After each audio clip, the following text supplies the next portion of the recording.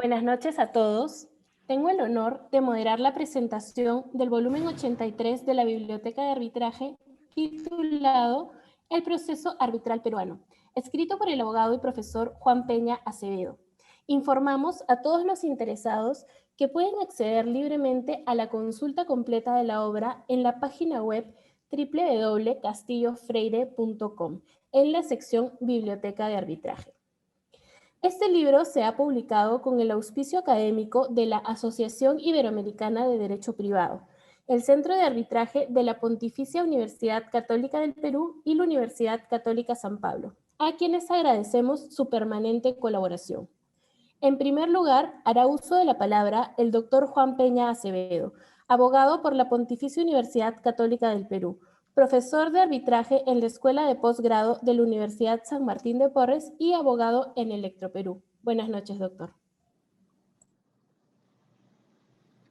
Bueno, buenas noches. Estimados asistentes, buenas noches. Muchas gracias por acompañarnos. En primer lugar, quiero empezar agradeciendo al doctor Mario Castillo por la oportunidad que me ha brindado de publicar el libro que hoy presentamos en la prestigiosa Biblioteca de Arbitraje del Estudio Mario Castillo Freire.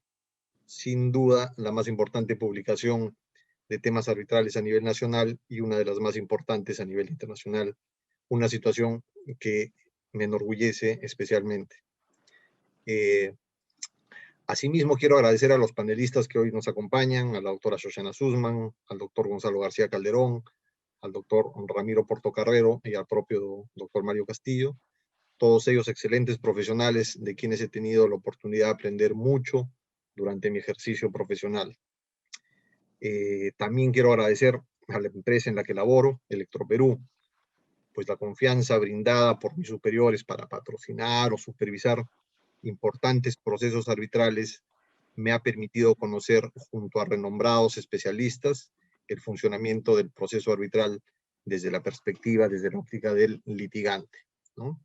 Agradezco también a la Escuela de Posgrado de la Universidad San Martín de Porres, que me dio la oportunidad de dictar el curso de arbitraje en sus maestrías de Derecho Civil y de la Empresa, así como a mis alumnos, pues su curiosidad y ganas de aprender me han motivado a profundizar mis conocimientos en materia arbitral y plasmarlos en el libro que hoy estamos presentando.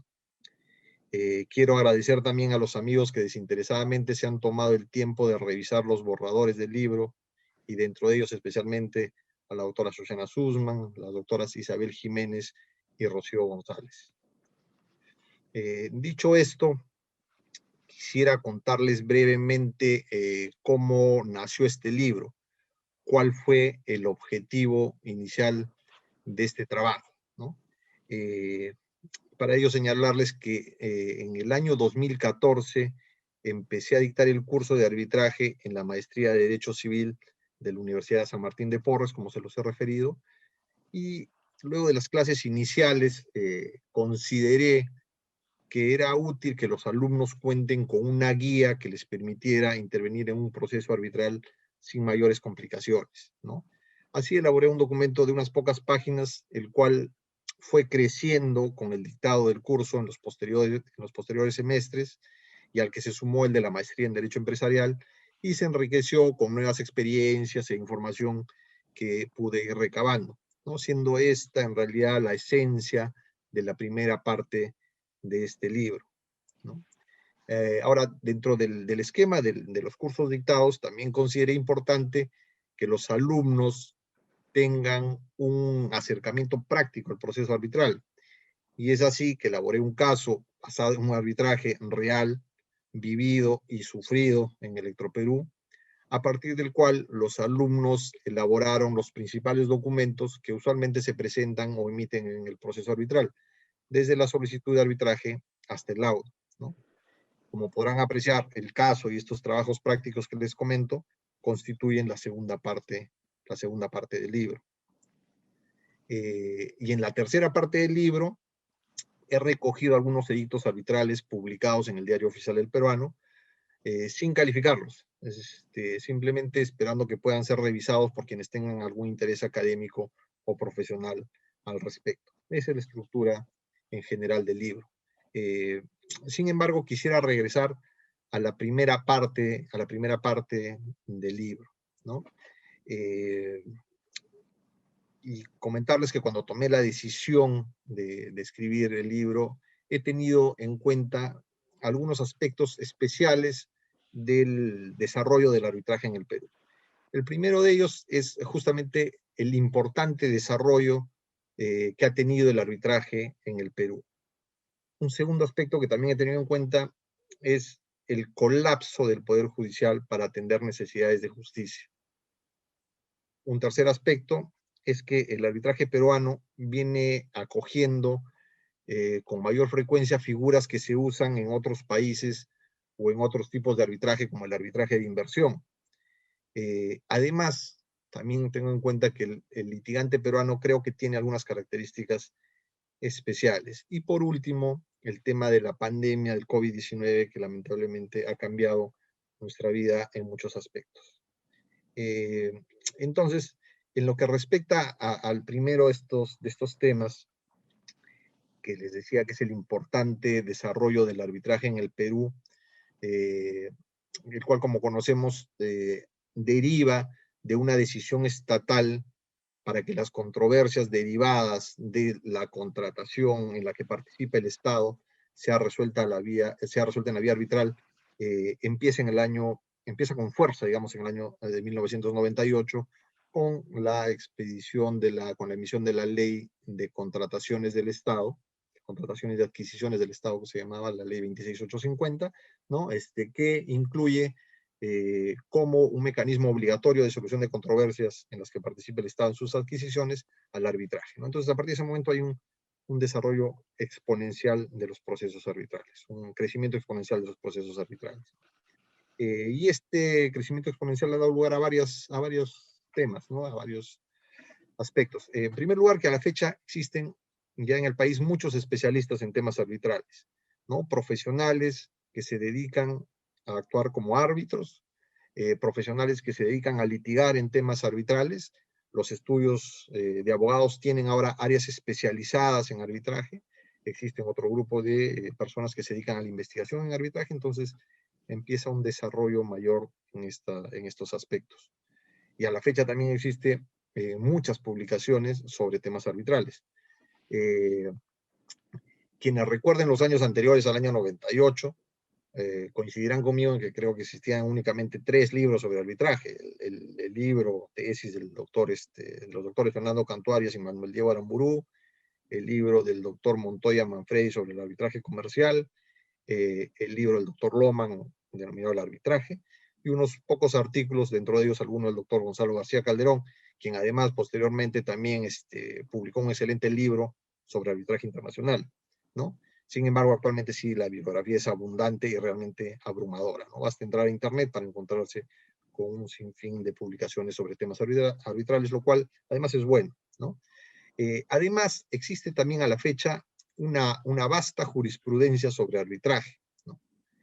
Dentro de la cual encontramos importantes pronunciamientos de las salas comerciales, principalmente las de Lima, también pronunciamientos de la Corte Suprema y del Tribunal Constitucional.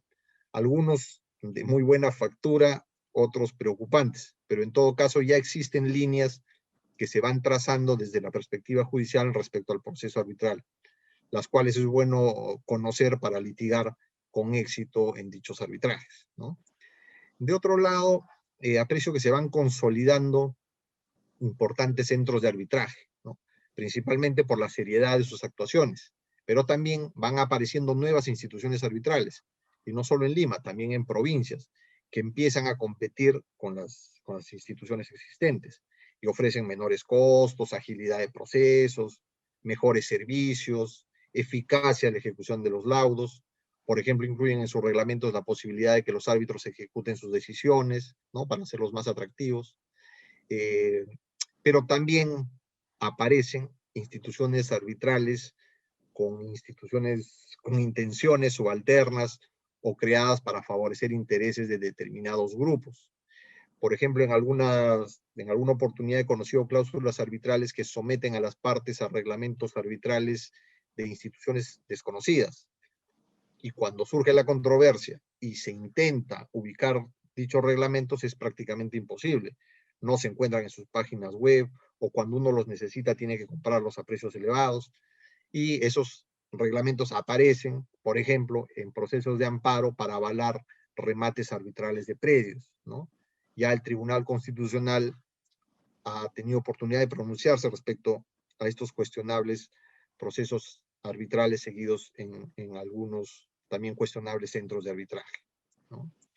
De otro lado, les decía que yo considero que el Poder Judicial está colapsado. Lamentablemente, ya no responde a las necesidades de justicia de la sociedad, lo cual hace que se vea como una alternativa esperanzadora al arbitraje, ¿no? Que con sus especiales características de celeridad y especialización brinda una esperanza de mejorar la administración de justicia, ¿no? Y va creciendo el interés social, jurídico, por conocer el funcionamiento del arbitraje. Coincidirán conmigo que a la fecha no hay contratos de una mediana importancia económica que no incluyan cláusulas arbitrales para solucionar controversias, ¿no? Que en su texto no incluya cláusulas arbitrales para solucionar las controversias. Y además tenemos desde el lado estatal un impulso para fomentar nuevos tipos de arbitraje, para intentar llegar a sectores antes ajenos a la práctica arbitral. Por ejemplo, el Ministerio de Justicia impulsa el tema del arbitraje popular, el INDECOPI impulsa el arbitraje de consumo, etcétera, ¿no? El arbitraje ya no es solo para sectores importantes de la economía, sino que ahora empieza a expandirse a otros niveles socioeconómicos que algunos han llegado a denominar como la democratización del arbitraje, ¿no? Y un tercer punto que también he tenido en cuenta es que en el arbitraje peruano vienen acogiéndose figuras que se usan en otros países o en otros tipos de arbitraje, como es el caso del arbitraje de inversión. Así tenemos que, por ejemplo, ya aparece en nuestro panorama arbitral peruano el financiamiento de terceros en el arbitraje, ¿no? Lo que permite ver en el arbitraje una oportunidad de negocio. Un tercero ajeno al arbitraje ofrece a alguna de las partes financiar los costos del arbitraje con cargo a recibir un monto mayor al obtenerse un laudo favorable, que es una figura interesante y legalmente válida, pero deberá tenerse cuidado, por ejemplo, en los alcances de la confidencialidad de las actuaciones arbitrales, así como respecto de la independencia e imparcialidad de los árbitros con relación a los terceros, lo que en el libro que hoy presentamos resaltamos que es imprescindible. También empieza a revisarse alternativas como la impugnación de laudos para su revisión por otro tribunal arbitral, ¿no? Que este es un esquema que se usa, por ejemplo, en el CIADI, justamente para los arbitrajes de inversión, y cuya utilización actualmente está siendo evaluada por algunos centros de arbitraje nacionales. También tenemos la figura de la revisión de los laudos por la institución arbitral previa a su notificación, ¿no? Como lo hace la Cámara de Comercio Internacional. Claro, aquí habría que ver si las instituciones arbitrales nacionales cuentan con los recursos necesarios para dicha labor y si eso no va a encarecer los costos arbitrales, ¿no? Pero por lo menos son alternativas que se están barajando. También podemos darnos cuenta que empiezan a aparecer cláusulas de solución de controversias, como las cláusulas escalonadas, ¿no? Estas cláusulas que obligan a las partes a ir a mecanismos como la negociación o la conciliación antes de pasar al arbitraje, y habría que analizar si estas cláusulas son realmente útiles o generan mayores problemas que beneficios. En el libro hacemos un análisis al respecto, ¿no?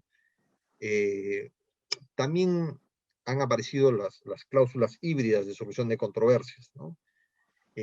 Estas cláusulas que permiten a las partes elegir la vía para solucionar la controversia judicial o arbitral cuando surja la controversia, ¿no? Cuando surja la controversia recién definen cuál va a ser la vía para la solución.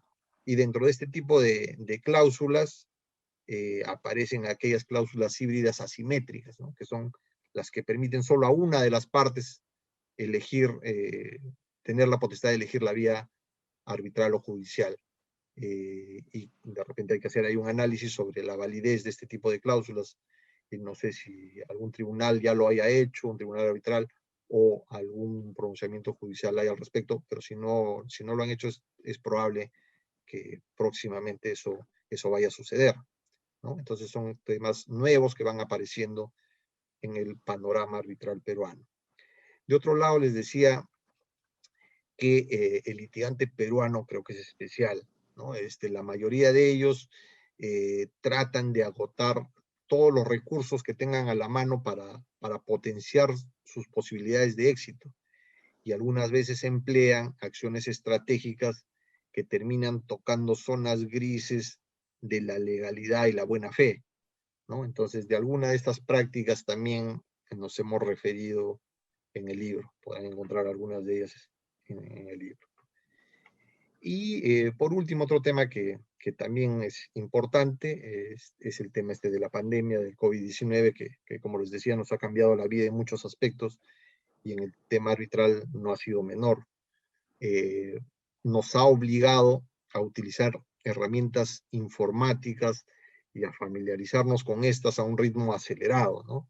Si bien algunos centros de arbitraje ya venían haciendo uso de medios informáticos, por ejemplo, para la presentación de escritos, para las notificaciones, etcétera, ahora esto se ha generalizado en todos los arbitrajes, institucionales y ad hoc, y para todo tipo de actuaciones, como las audiencias, en las que ya no todos participamos, justamente en las que ya todos participamos, y justamente este tema de la pandemia obligó a revisar el libro cuando yo pensaba que estaba concluido para adecuarlo a estas nuevas circunstancias, ¿no? Bueno, con el libro que hoy estamos presentando, finalmente lo que pretendo es colaborar con un acercamiento amigable al arbitraje peruano, y quizás solo esbozar algunos temas respecto de los cuales creo que se puede investigar aún más, a fin de intentar consolidar en el Perú un arbitraje que sea maduro y responsable. Bueno, no quiero terminar esta presentación sin expresar mi profundo agradecimiento a mi familia, y en primer lugar a mis padres, quienes como docentes han motivado mi cariño por la docencia y me han inculcado valores como la constancia y entereza, los que creo que me han permitido culminar el libro.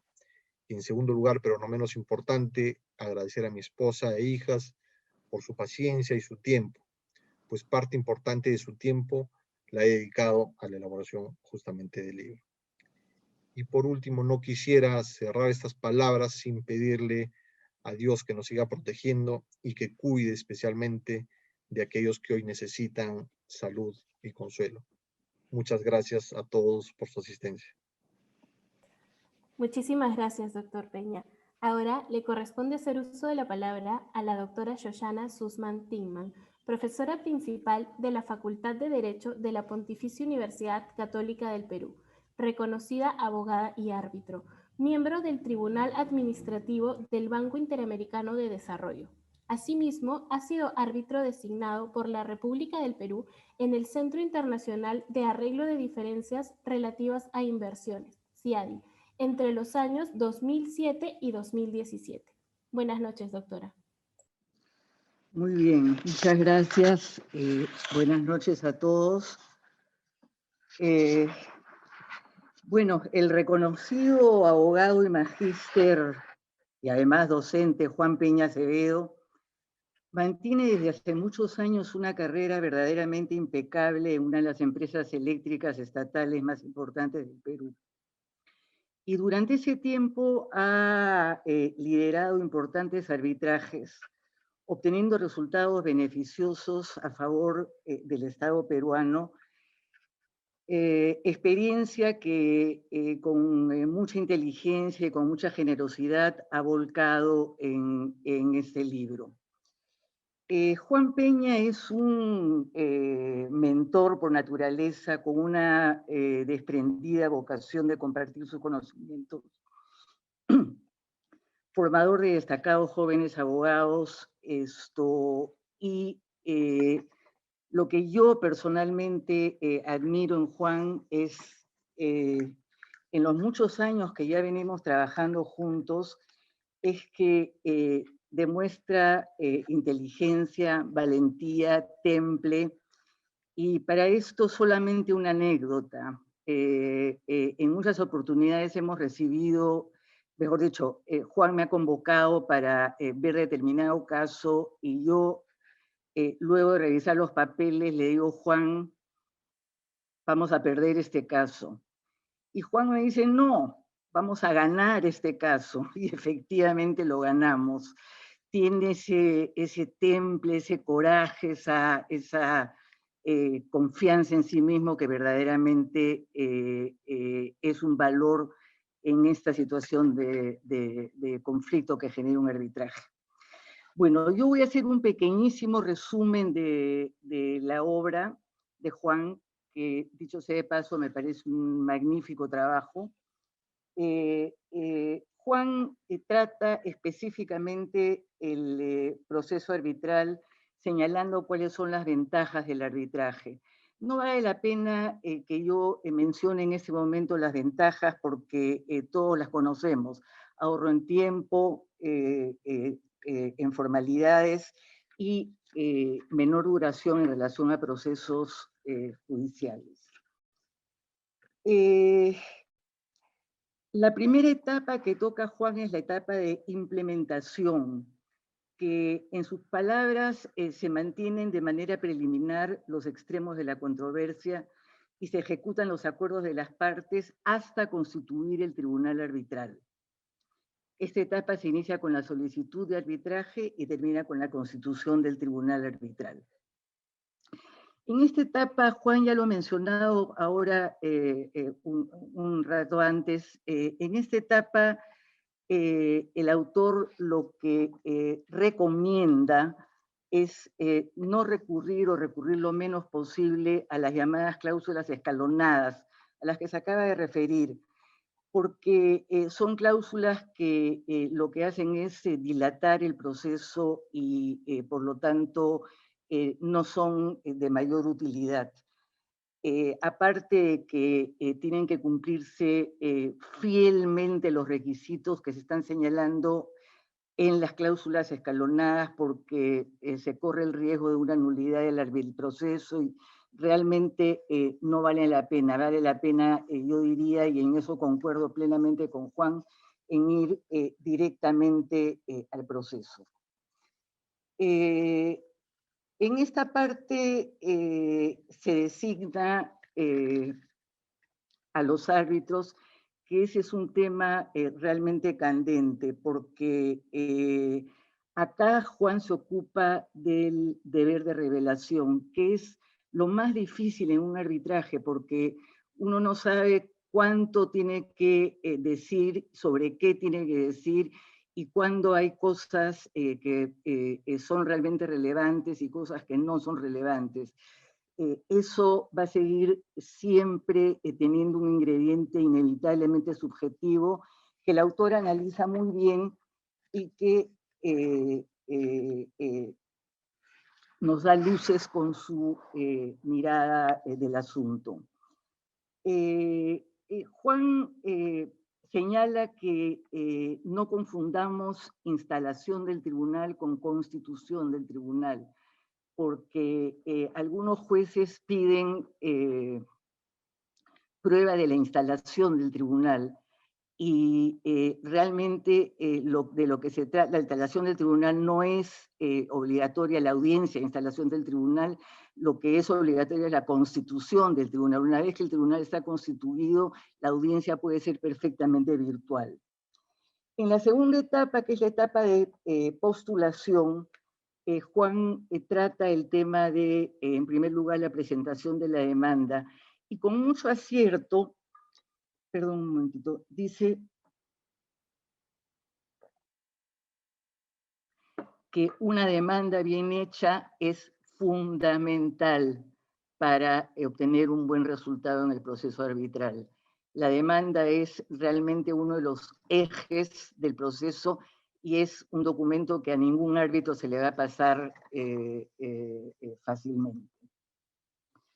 Lo que recomienda Juan es, no más que recomienda, lo que comenta Juan es que en esta etapa se llega a analizar los puntos controvertidos.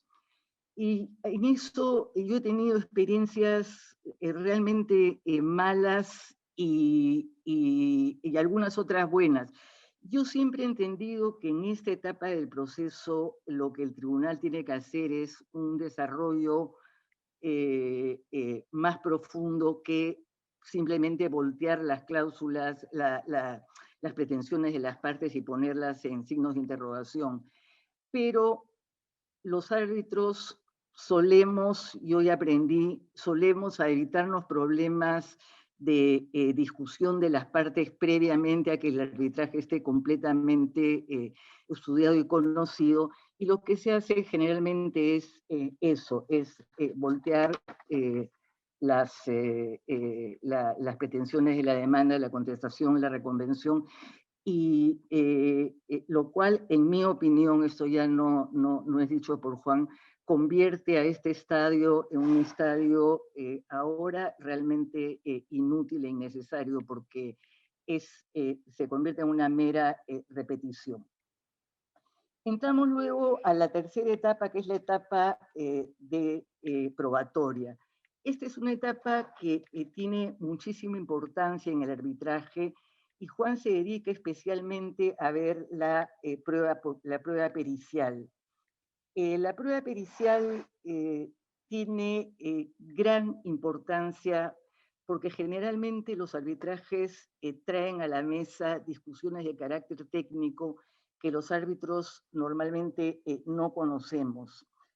Entonces, esta es una prueba con la que hay que actuar con mucho cuidado y con mucha cordura, porque es una prueba que va a ser también eje fundamental del arbitraje.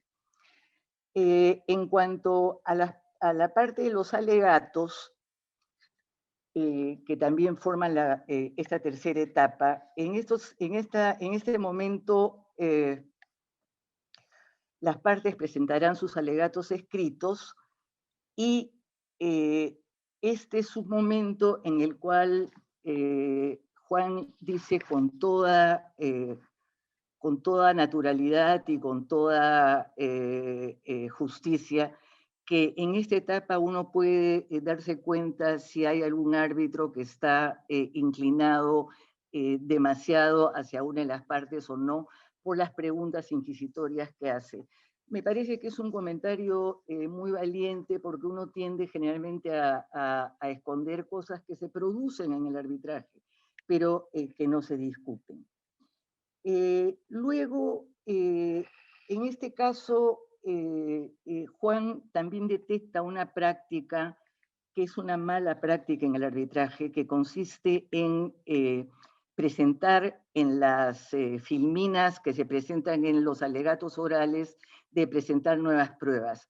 Ahí los abogados generalmente están alertas a que esto no ocurra, pero suele ocurrir, y lo que se suele hacer es rechazar esa prueba o dar oportunidad a que las partes pueda responder libremente al contenido de la prueba. Finalmente, casi finalmente, llegamos a la etapa laudatoria o decisoria.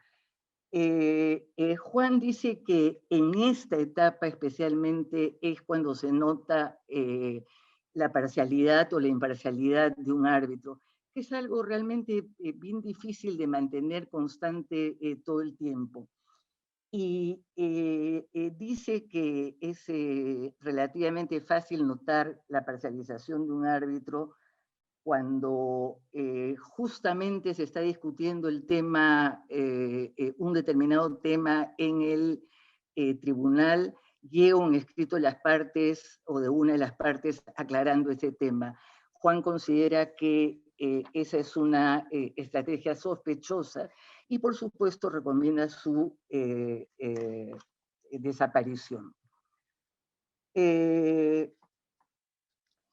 Luego, en el proceso arbitral, en el proceso laudatorio, perdón, en el momento laudatorio, lo que puede ocurrir es que los tres árbitros se repartan la redacción del laudo o normalmente el presidente presenta un proyecto para la aprobación de los demás árbitros. Acá Juan detecta también una práctica no muy santa que consiste en, y eso ha ocurrido en muchas oportunidades, en que se remite el proyecto demasiado tarde y ya realmente no hay tiempo para discutirlo porque el plazo se vence. Finalmente, Juan se refiere a la ejecución del laudo arbitral que puede ocurrir como puede no ocurrir en un arbitraje. Normalmente no ocurre. Yo, en mi experiencia, no he tenido ningún caso de una ejecución. Termina Juan con un caso real muy interesante y muy bien planteado, y eso hace que el libro tenga un valor realmente práctico sin perder la profundidad. Y eso para mí es para mí es el mayor valor de este libro. Es un libro práctico, es un libro al cual los abogados jóvenes y, por qué no, los mayores, podemos acceder a él y vamos a encontrar valiosos consejos de orden práctico sin descuidar la parte teórica que sigue y seguirá siendo importante.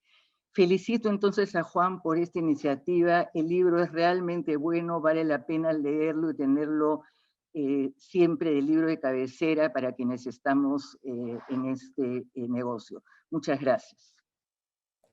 Muchísimas gracias, doctora Sussman. Ahora le corresponde hacer uso de la palabra al doctor Gonzalo García Calderón Moreira, abogado y magíster en Derecho Internacional Económico por la Pontificia Universidad Católica del Perú, fundador y director de García Calderón Abogados y Asociados, miembro de la Comisión Reformadora de la Ley de Títulos y Valores y de la Ley de Arbitraje. Es exdirector de la Cámara de Comercio de Lima, exteniente alcalde de San Isidro, árbitro internacional y nacional de la lista de la Cámara de Comercio de Lima, de la Pontificia Universidad Católica del Perú, de la Cámara Peruano-Americana AmCham, del Organismo Superior de Contrataciones del Estado, entre otros. Buenas noches, doctor. Gracias. Lo primero, agradecer a Mario por la increíble profusión de artículos, libros, revistas que nos tiene acostumbrados y en realidad mal acostumbrados, porque esto es algo bastante inusual en el mundo académico, que un estudio de abogados se dedique a la publicación de libros especializados y que la constancia lleve a un número de libros realmente impresionante, que es para sacarse el sombrero y para felicitar. Adicionalmente, felicitar, por supuesto, al autor del libro, a Juan. Me da muchísimo gusto ver su crecimiento personal, profesional, en donde de abogado de una empresa importante pasó también a ser árbitro, a ser profesor universitario y profesor de una maestría en la materia específica del curso de arbitraje. Felicitarlo por el libro y permítame ahora hacer un breve resumen de algunos temas que considero importantes, adicionalmente a los ya mencionados por el propio autor y por la doctora Sussman. Evidentemente es un libro importante porque implica un trabajo de investigación en donde el autor pone no solamente su experiencia como abogado, sino su experiencia como árbitro. Y tiene lo difícil en estas circunstancias, que es tener la posición en ambos supuestos, tanto como abogado de parte, como litigante, que es absolutamente diferente al rol, al papel de árbitro que se ejerce en un procedimiento. Y eso es un poco lo que ha plasmado en el libro y desarrolla temas, además, que son de actualidad. Menciona, por ejemplo, temas novedosos como las reglas de Praga, menciona el principio iure novi curia, menciona y desarrolla, por supuesto, el control difuso, temas de actualidad como la deliberación que debe darse al interior de un tribunal arbitral. Ya sabemos perfectamente todos que no es suficiente, y así se ha señalado no solo por la doctrina, sino por jurisprudencia nacional e internacional, que es un derecho de los árbitros ser escuchados al interior del colegiado. No es posible, como señalaba la doctora Sussman, por ejemplo, que el presidente del tribunal envíe un proyecto sin haberlo discutido, sin haberlo considerado con los demás miembros. No es suficiente que prepare un proyecto y se lo envíe y diga revísenlo. Tiene que haber una deliberación. Los árbitros tienen que ser escuchados entre ellos, así como hay una exigencia que es un requisito, una garantía de la tutela procesal efectiva, del debido proceso, de la audiencia, de ser escuchado, que las partes sean escuchadas, es un requisito también al interior del colegiado que estos sean escuchados entre ellos. Y no será posible que un tribunal arbitral no delibere, siendo una causal de anulación el que ello se produzca. En consecuencia, hay una serie de temas sumamente importantes. No quiero detenerme en todos ellos, pero sí quiero abordar alguno de ellos. Juan comenta con mucha precisión cuándo se inicia el procedimiento arbitral. Y el procedimiento arbitral se inicia con la solicitud.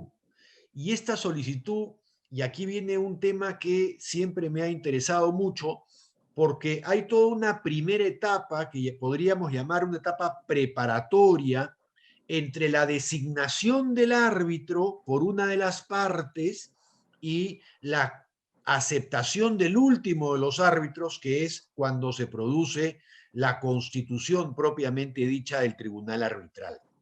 Y esta es una etapa poco elaborada de la norma. Y Juan lo trata, y les voy a poner un caso concreto. Imagínense ustedes, obviamente hablamos de un arbitraje ad hoc, que son los temas más complejos, en donde una de las partes designa al árbitro, paralelamente envía la solicitud de arbitraje a su contraparte. La contraparte tiene que designar a un árbitro. La ley no dice el mecanismo mediante el cual esta carta notarial de solicitud de arbitraje si debe ir aparejada con el nombre del árbitro y debe adjuntarse, por ejemplo, la declaración de aceptación del árbitro, su deber de revelación, o debe hacerse un estadio posterior. Esta contraparte designará dentro del plazo al árbitro que le corresponde y ocurrirá lo mismo. Deberá comunicarse con el árbitro, ese árbitro deberá aceptar el encargo, deberá producir una declaración jurada, un deber de revelación, donde manifieste que efectivamente tiene absoluta imparcialidad e independencia, no solo con relación a las partes, sino con relación a los representantes de estos, a sus auditores. Como decía Susana, esta es la parte más delicada para el árbitro, porque no solo es importante revelar que no tienes nada que ver con una parte, sino que no tienes nada que ver con los órganos de la parte, sean internos y también con sus asesores externos de diversa índole, accionistas, en fin. No voy a entrar a detallar lo que pueden leer brillantemente en el libro. Pero lo importante, creo yo, es esta primera etapa que Juan tampoco nos da una solución clara porque no la tenemos. Es decir, ¿qué ocurre cuando el árbitro designado por una de las partes es recusado por la otra y aún no existe constitución, conformación del tribunal arbitral? Este árbitro ya recusado por la contraparte tendrá que esperar a que conforme el tribunal arbitral. Es decir, el árbitro designado por la parte A, que ha sido recusado por B, va a tener que participar en la designación del presidente del tribunal arbitral para que, tratándose de un arbitraje ad hoc, evidentemente no arbitraje institucional, una vez constituido el tribunal arbitral sea quien, como manda estrictamente el decreto legislativo 1071, en caso que las partes no hayan establecido otro mecanismo residual para resolver la recusación, sea el propio tribunal arbitral el que resuelva la recusación de uno de los árbitros. Y en consecuencia, el árbitro recusado ha participado en la conformación del colegiado, de la designación del presidente del tribunal. Entonces, esto es válido, debería, una vez resuelto ese tema y supongamos aceptada la recusación o la renuncia del árbitro, el presidente del tribunal debe ser reconstituido. En fin, son temas interesantes que han sido mencionados y abordados en el libro que estamos comentando. Adicionalmente, hoy día, Juan lo ha mencionado ahora en su exposición inicial, y quiero aprovechar para tomar la batuta sobre un tema que me parece también relevante y que debemos alzar la voz, así como se le exige a los árbitros que estos sean absolutamente imparciales e independientes, lo cual está absolutamente correcto, y esto forma parte además de el mensaje que debe darse a la comunidad arbitral, que los árbitros deben estar sujetos a una transparencia y deben estar sujetos, como estamos, por ejemplo, a la obligación de presentar un deber de declaración, a la obligación, como hacen muchos centros de arbitraje, la Cámara de Comercio con el faro de transparencia o el mismo organismo de supervisión de contrataciones del Estado. Y los árbitros permanentemente tienen que guardar las formas y tener un perfil adecuado para actuar como jueces, y evidentemente eso implica no reunirse con ninguna de las partes, guardar un perfil absolutamente independiente e imparcial no solo en la relación con las partes y los arbitrajes, sino también en relación con su vida personal y profesional. Creo que ha llegado el momento de alzar la voz con respecto a los centros de arbitraje que se están creando. Esto es inaceptable. Es decir, los centros de arbitraje que conocemos, los serios, la Cámara, la Católica, AmCham, el colegio, yo que sé, de ingenieros en algunas provincias del Perú, se han visto hoy día avasallados por la creación de Centro Chicha, así como tuvo que nacer la SUNEDU para evitar que se creen universidades en garajes, como se creaban, y que solamente tenían el alquiler de un garaje y una pizarra. Eso está sucediendo con centros de arbitraje el día de hoy. Centros de arbitraje que no tienen un código de ética, centros de arbitraje que no tienen un consejo superior o una corte, centros de arbitraje que es un grupo de amigos que se designan entre ellos, que venden sus cláusulas arbitrales a empresas de dudosa reputación, y en consecuencia eso mina, eso afecta una institución absolutamente creíble, absolutamente válida, con un prestigio que ha generado el arbitraje y que se vio empañado evidentemente por los casos Orellana y luego por los casos Odebrecht. Pero yo recuerdo en los inicios del arbitraje era muy común establecer un patrón y decir, oye, el árbitro no se puede comparar, ¿no es cierto?, con los problemas que existen en el sistema judicial ordinario peruano. Hoy día sí se hace esa comparación. Y hoy día tenemos que poner todas las luces, todos los faros, lo mayor que podamos internamente a través de las instituciones serias, y evitar que, así como se cuelen árbitros de dudosa reputación, se cuelen centros de dudosa reputación. Y creo que es necesario establecer un criterio, un mecanismo, no sé si legal, si legislativo, pero por lo menos de soft law, donde el OCE, por ejemplo, que así lo tiene establecido en su norma, establezca un registro nacional de centros de arbitraje que cumplan con estándares mínimos, un equivalente a la SUNEDU de centros de arbitraje, porque si no va a ocurrir lo que verán ustedes en la tercera parte del libro de Juan Peña. Aparecen una serie de edictos, aparece una serie de publicaciones, de ejecuciones de hipotecas convocadas por centros de arbitraje que no tienen ningún perfil y ninguna seriedad y generan conflictos como uno que está circulando recientemente en los medios académicos arbitrales.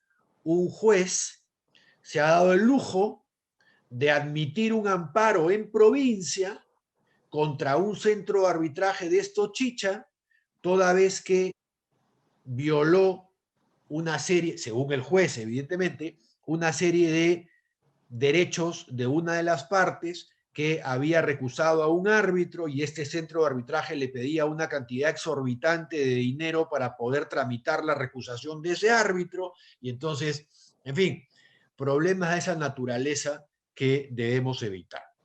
No quiero distraer mi atención, evidentemente, de lo que es importante, que es la presentación del libro de Juan, y justamente un tema que comenta es la necesidad de que, por ejemplo, las instituciones arbitrales cuenten con mecanismos de confirmación de árbitros, que cuenten con una serie de criterios para poder integrar esta lista de centros de arbitraje. El otro punto importante, medular diría yo, es todo lo relacionado a las actuaciones arbitrales. Juan, sumamente meticuloso, además del desarrollo práctico que realiza con la presentación de demandas, contestaciones, presentaciones de la bifurcación del proceso, etcétera, ha hecho un desarrollo académico interesante, manteniendo justamente desde el punto de vista académico, desde el punto de vista doctrinario, todo lo que la norma ha establecido desde la solicitud del arbitraje, pasando por el tema de la instalación o constitución, que son temas diferentes, como ya se comentó, pero propiamente el desarrollo de las actuaciones arbitrales. Es decir, la importancia que el tribunal arbitral, dentro de este marco de flexibilidad tan conocido, debe tener frente a las partes. Es decir, los árbitros deben, por ejemplo, convocar a las partes, que son los principales conocedores de la causa que van a llevar, y tener una conferencia con ellos a través de medios electrónicos, sin duda, y en esa conferencia establecer un cronograma, establecer los plazos, establecer las fechas, y esto es muy usual, esto ya no es nada exótico ni anecdótico. Todos los procesos arbitrales hoy día tienen un cronograma preestablecido. Sabes en qué fecha se presentará la demanda, en qué fecha se contestará. Hay las audiencias programadas en el mes de junio de este año, audiencias periciales en el mes de agosto, y los árbitros que se dedican a este tema tienen en sus agendas programaciones durante todo el año 2021 debidamente establecidas. Y una práctica que Juan no lo comenta, porque evidentemente no quiere probablemente fastidiar a algunas personas, es aquellas en donde teniendo una fecha con anticipación de 3 o 4 meses, a la hora nona, en el 24 o 48 horas antes de que se lleve a cabo la audiencia, una de las partes envía un escrito y dice, qué pena, pero no puedo llevar a cabo la audiencia de pericia o la audiencia testimonial o la audiencia de ilustración de hechos o la audiencia que sea, porque tatatita tatán y explican o pretenden explicar con alguna excusa de último momento algo que estaba preestablecido con muchos meses de anticipación. Los árbitros en el Perú creo yo que somos demasiado flexibles, me incluyo, y aceptamos estas excusas y reprogramamos las audiencias. Y creo que ese es un error que debe ser también modificado en la práctica de las actuaciones arbitrales en el Perú. Si tenemos fechas preestablecidas, esas con anticipación, esas fechas deben respetarse. Y si no, normalmente el abogado tiene asistentes y trabaja con otras personas que podrán llevar el caso. Evidentemente habrá algunas causas, ¿no es cierto?, de fuerza mayor que el tribunal tendrá que tomar en consideración de ser el caso. Pero en líneas generales, creo yo, estoy generalizando evidentemente, creo que ahora con este cronograma y con estas fechas preestablecidas con anticipación, debemos tratar de ser un poco más, si cabe el término, inflexibles en estas reprogramaciones o modificaciones.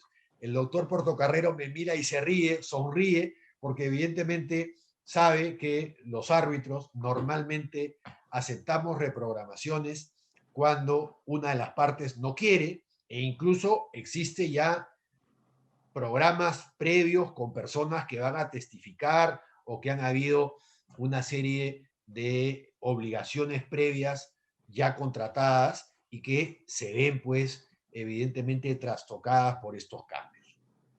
Por último, para no extenderme demasiado en la exposición, todo este trabajo de Juan está muy bien desarrollado, tanto desde el punto de vista práctico como desde el punto de vista académico.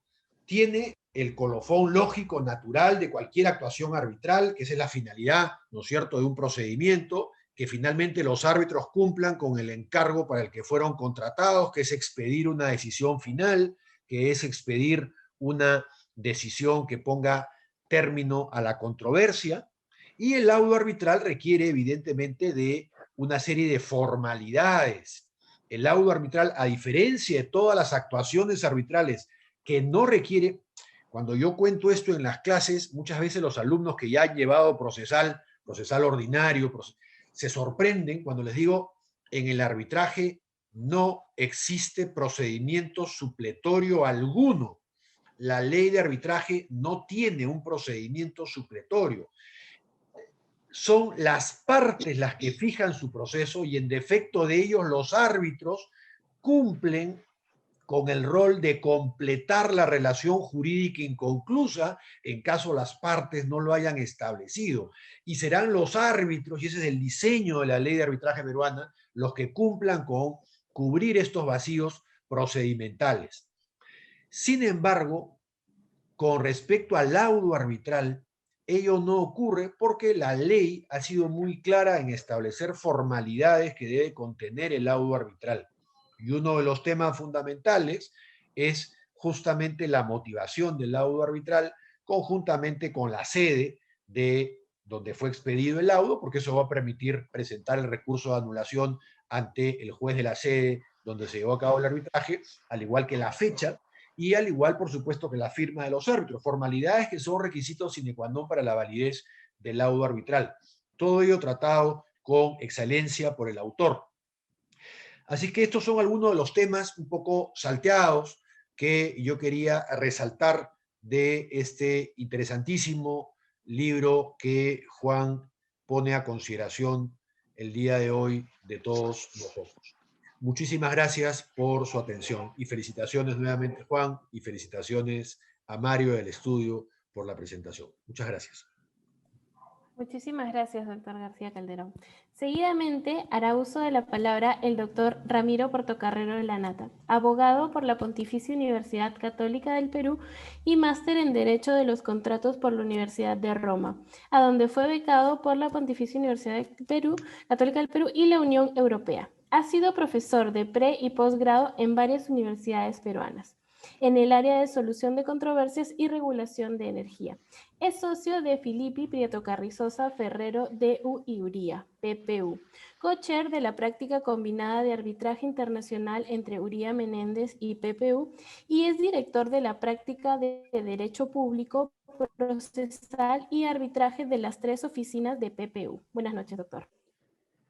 Muchas gracias. Es un placer compartir con ustedes, ver a mis colegas en estos tiempos en los que uno no ve prácticamente a nadie, y esta es una nueva manera de estar juntos, ¿no? Muchas gracias a Mario por esta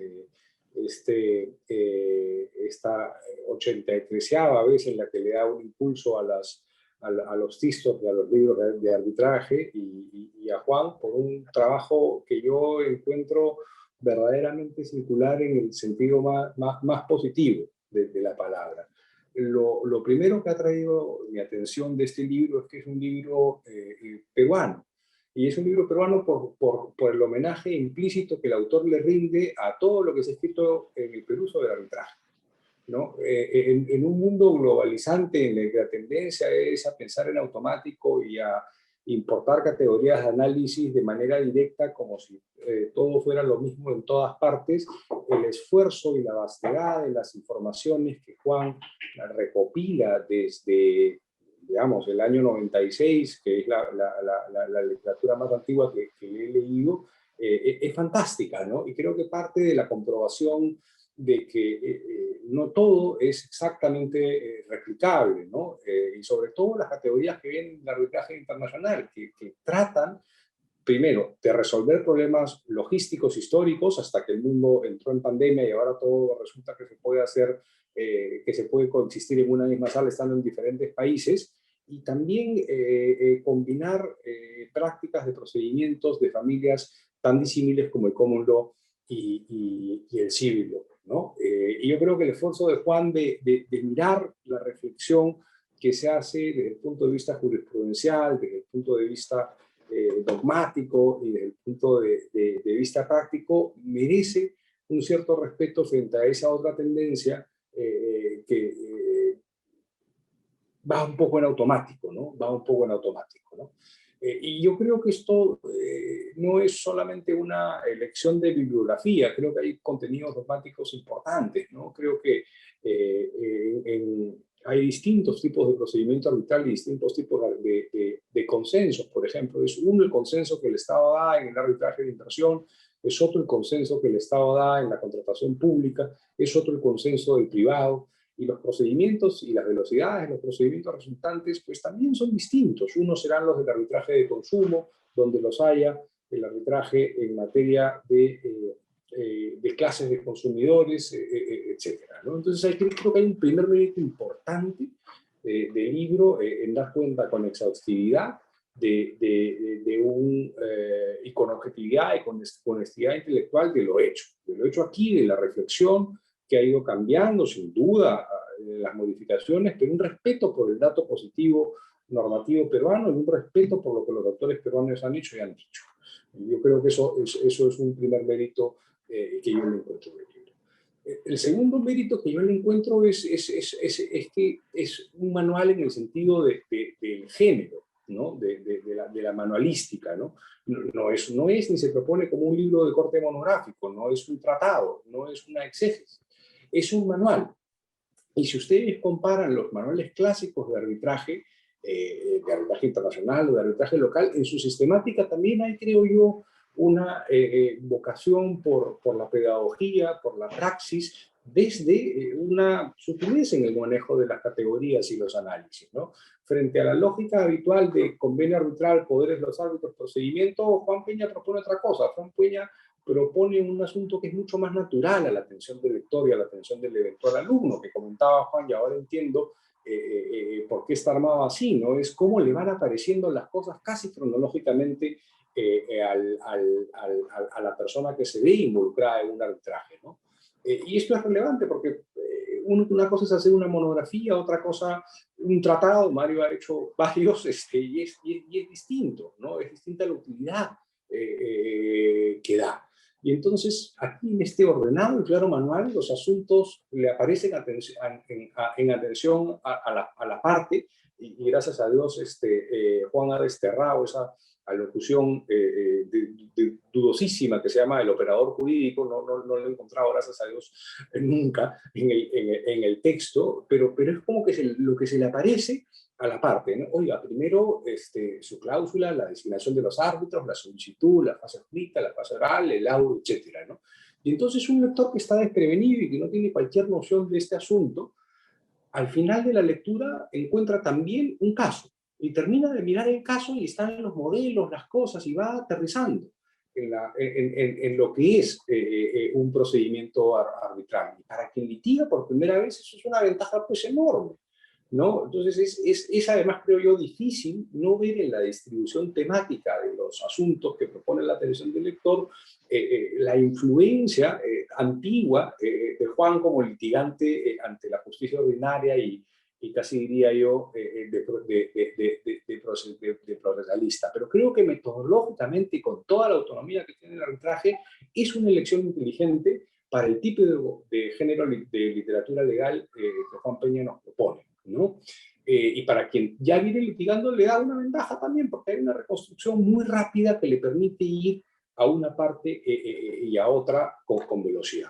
Creo además que es un libro actual, ¿no? Y la verdad que con la cantidad de casos y asuntos que tiene Juan en la vida académica, en la vida familiar, en la vida en Electroperú, yo simplemente no entiendo cómo ha hecho para no solamente hacer el libro, sino meterle un ornamento, digamos, con ocasión de la pandemia, feroz. Entonces da cuenta de las modificaciones un poco singulares que el Estado peruano ha hecho después de la pequeña o gran crisis que ha hecho el arbitraje en el Perú a propósito, primero del embate de Orellana y después de los arbitrajes del Grupo Odebrecht, ¿no? En relación con donde Juan ahí ya suelta el género de manual y pone una opinión y dice acá hay un problema con la paridad de armas en la distribución de riesgos para pedir cautelares por el Estado, por ejemplo, ¿no? Da cuenta de fenómenos, digamos, ultimísimos, ¿no? El arbitraje de emergencia, el acelerado, etcétera, y la virtualización. Y a mí me gusta el libro desde un punto de vista adicional, ¿no? Desde cómo se aprende derecho, el libro también da un aporte. Y da un aporte porque tiene que ver con cómo se producen las abstracciones y cómo se absorben mejor las categorías. Entonces Juan va de lo específico hacia lo general, ¿no? Y desde ese punto de vista, para mí el libro es un éxito, ¿no? Porque luego de todas las vicisitudes de procedimiento, recién saltan los principios, recién saltan las categorías y dice igualdad de armas, audiencia, contradicción. Entonces, para alguien que enfrenta esto, y el destino de un manual es siempre el de los alumnos, propone la vieja discusión de qué debe estudiarse primero, ¿no? Si el género de tesis, si la categoría abstracta o la categoría concreta, ¿no? Y a la mente humana y al derecho en general se nos da mejor lo primero, ¿no? Para abstraer es mejor conocer la especie y uno va yendo. Lo otro es más producto de la filosofía. De hecho, así funcionó el derecho, ¿no? O sea, la primera abstracción es la abstracción vieja romana de personas, cosas, acciones, ¿no? ¿Quién es mayor de edad? ¿Quién tiene manos? ¿Quién no tiene manos? Las cosas familiares, después las cosas, tangibles, no tangibles. De las no tangibles abstraemos los derechos. Una vez que estamos en el mundo de los derechos, obligación, después contrato y ¡pum! Negocio jurídico. Al final, la máxima abstracción. Para los que no tuvimos el privilegio de llevar acto jurídico con la autora Sussman en la Católica, era pues terrible, ¿no? Uno salía de personas naturales y tenía que llevar negocio. Y ya salía uno golpeado, y ya de repente le tocaba llevar Kumar en tercer ciclo obligaciones, y ven, la cosa se ponía. Yo creo que esos tambaleos dogmáticos han sido adecuadamente evitados por el autor en este libro, que no es exento además de algunas cuestiones de polémica, ¿no? Y de polémica no por las cosas que él dice, sino porque en esta vasta revisión que ha hecho hay frases y cosas interesantes de las cosas que ha hecho el Tribunal Constitucional sobre las cláusulas escalonadas, ¿no? Dice son obligatorias, ¿no? Nadie ha dicho que no sean obligatorias. La gran discusión en una cláusula escalonada es ¿a qué obliga? Si genera algún defecto en la jurisdicción del árbitro, si no son recorridas, o simplemente una infracción que se resuelve en costas y costos o en daños, o una infracción remediable durante el procedimiento. Y después cuestiones absolutamente puntuales que datan de su experiencia y de su vocación por compartir la práctica que ha tenido, ¿no? Que van al nivel de detalle de si toca o no toca poner el acta de instalación como requieren algunas cortes, y yo creo que eso refleja un problema de entendimiento, porque en algún caso el acta de instalación puede ser relevante para el vicio que se alega, pero definitivamente no como requisito, ¿no? Y también algunas cuestiones que él propone ya adelantando una opinión, como por ejemplo si la reconvención que no se admite, como por ejemplo, perdón, la modificación de demanda o la reconvención que no se admite, ¿qué efectos tiene en la prescripción? Para mí, la regla es, si la reconvención emerge del convenio arbitral, está ahí. O sea, la reconvención es una cuestión en la que uno pide su propia absolución, y salvo que sea condicional la reconvención, la condena del adversario. Entonces, el límite es el del convenio. ¿Qué pasa si el tribunal declina ahí? Bueno, aquí están las reglas de derecho sustantivo que dicen qué pasa cuando un proceso es nulo y si se interrumpe, se suspende. Es otra cuestión, pero no veo yo ahí la diferencia que ve Juan para una cosa, ¿no? Y yo creo que un mérito del libro pasa, decía, por dar cuenta de todo, ¿no? Y cuando uno mira una de las cosas de las que Juan da cuenta, que es el financiamiento por las terceras partes, ¿no? Y lo trae del mundo del arbitraje internacional, donde tiene y tuvo donde generó hasta que fue estabilizada una tensión importante, propone también una motivación ulterior para la búsqueda de cuáles fueron las primeras discusiones acerca de esto, ¿no? Y hay un texto fantástico hecho por los 100 años de la Universidad Católica, donde Francesca Benatti, una civilista, hace un poco de research de esto y encuentra que esta es una vieja discusión entre Blackstone y Bentham, 1800, ¿no? Y es fantástico porque Blackstone andaba indignado, había encontrado la frase y lo que decía es que financiar los litigios era una ofensa a la justicia pública, porque hacía sobrevivir el estrés y la contención y pervertía el proceso remedial de la aplicación de la ley y lo transformaba en una máquina de opresión, ¿no? Porque ahí era el financiamiento y la compra de pleitos grandes por varones, ¿no? Y lo gracioso es que Bentham, algunas décadas después, dice, oiga, acá un señor puede comprar un reclamo y puede tener la impresión de que se convierta en un reclamo poderoso porque en la espada de un varón, rampando en la corte, pueden influir a los ojos del juez. Y Bentham cierra su frase diciendo, pero hoy día, ¿a qué juez inglés le importan las espadas de 100 varones si él va a fallar sin miedo, sin esperanza, sin odio, sin amor? El juez de nuestros días se pliega por igual a todas las ocasiones a ese sistema justo o injusto que el derecho ha puesto en sus manos. Yo creo que en el libro de Juan también trasunta la vocación de que este sistema arbitral peruano funcione para nada. Muchas gracias. Muchísimas gracias, doctor Portocarrero. Para culminar el acto académico, escucharemos las palabras del director de la Biblioteca de Arbitraje, doctor Mario Castillo Freire. Buenas noches, doctor. Muchas gracias. Muy apreciados colegas con quienes comparto esta mesa virtual. Queridos amigos que nos ven a través de las redes sociales. Luego de haber escuchado las palabras de los profesores que me han antecedido, en realidad sería poco lo que yo podría decir acerca de la obra y de su autor. Además, no es propósito de mi intervención el comentar el libro, labor que han desarrollado con brillantez los profesores Sussman, García Calderón y Portocarrero, además del propio autor. Intervengo en mi condición de director de la Biblioteca de Arbitraje. En ese sentido, quisiera subrayar que para nuestra colección es muy grato publicar el libro escrito por el profesor Juan Peña Acevedo. Ello, en la medida de que el mismo constituye una síntesis de su vasta y rica experiencia profesional y académica en lo que atañe al arbitraje, lo que se puede apreciar por lo fluida que se hace la lectura de la obra, en la que el profesor Peña profundiza aquellos aspectos que considera de mayor relevancia en esta materia. Es muy importante resaltar que el doctor Peña está cumpliendo, al publicar este libro con uno de los deberes fundamentales que corresponde a todo profesor, cuál es el de investigar y poner en blanco y negro aquellas ideas que quiere transmitir a la colectividad, es decir, a sus alumnos de dentro y fuera del aula.